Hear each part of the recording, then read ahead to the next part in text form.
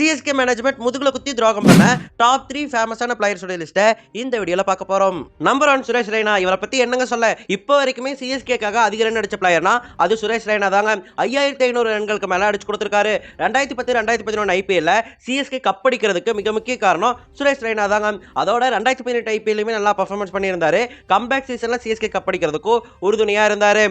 கிட்டத்தட்ட 12 வருஷம் சிஎஸ்கேக்காக மாடா உழைச்சிருக்காரு. ஆனா 2021 ஐபிஎல்ல இவருடைய ஃபார்ம் ஆனது ரொம்ப டிப்பாகி இருந்துச்சு. வெறும் 120 ரன்கள் மட்டும் தான் அடிச்சிருந்தாரு.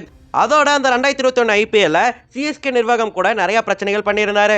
அதனால சிஎஸ்கே மேனேஜ்மெண்ட்டுக்கு இவரை பிடிக்காம போயிருச்சு. அதனாலேயே இவரை ரிலீஸ் பண்ணிட்டாங்க. சரி, ரிலீஸ் பண்ணிட்டு கம்மி விலைக்கு எடுப்பாங்க அப்படின்னு சொல்லிட்டு பார்த்தா 2022 ஐபிஎல் ஆக்ஷன்ல இவர் அனாதையா விடப்பட்டுட்டாருங்க. யாருமே ஆக்ஷன்ல எடுக்கல. மிஸ்டர் ஐபிஎல் அப்படிங்கிற டேக வச்சிருக்காரு. இருந்தாலுமே அன்சோல்ட்ல போயிருந்தாரு. அதனாலேயே இவருடைய ஐபிஎல் அத்தியாயம் மொத்தமா முடிஞ்சு போச்சு. Number 2 Faf du Plessis. சிஎஸ்கேக்காக 9 வருஷம் எல்லை சாமியா பாதுகாப்பா நின்னவர் தான் ஃபாஃப் டூ பிளேசஸ். 2932 ரன்கள் சிஎஸ்கேக்காக இவர் அடிச்சு கொடுத்திருக்காரு. 2018 பிளே ஆஃப்ல எஸ்ஆர்எச்க்கு எதிராக இவர் அடிச்ச ஆஃப் செஞ்சுரியால தான் சிஎஸ்கே ஃபைனல் கொள்ளையா போனாங்க. அதோட 2021 ஐபிஎல் கப் அடிக்கிறதுக்கு மிக முக்கிய காரணம் இவர் தான். இவரும் ருத்ராஜ் கேக்வாட்டும் தான் 630 ரன்கள் தலா அடிச்சிருந்தாங்க.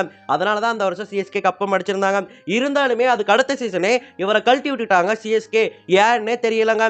வயசு இவருக்கு அதிகமா இருந்தாலும் சூப்பர்பான பர்ஃபார்மன்ஸை வெளிப்படுத்திட்டு இருந்தாரு. ஆனா இவரை கழட்டி விட்டுட்டாங்க.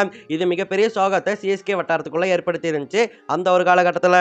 நம்பர் 3 ரவீந்திர ஜடேஜா. 11 சீசன் சிஎஸ்கேக்காக உழைச்சு தேஞ்சவர் தான் ஜடேஜான்னு சொல்லலாம். 152 விக்கெட்டுகள் எடுத்திருக்காரு.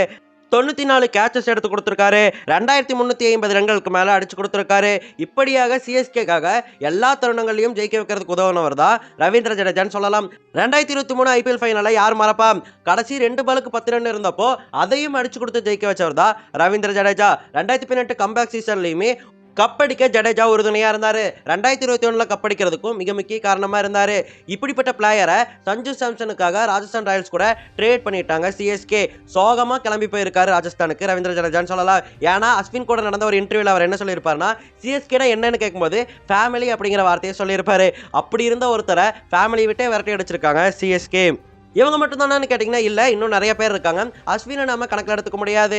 ஏன்னா அவர் சிஎஸ்கே விட்டு வெளியே போனதுக்கப்புறம் நல்லாவே பெர்ஃபார்மன்ஸ் பண்ணாரு. கேப்டன் பதவி எல்லாமே ஐபிஎல் அவருக்கு கிடச்சிருந்துச்சு.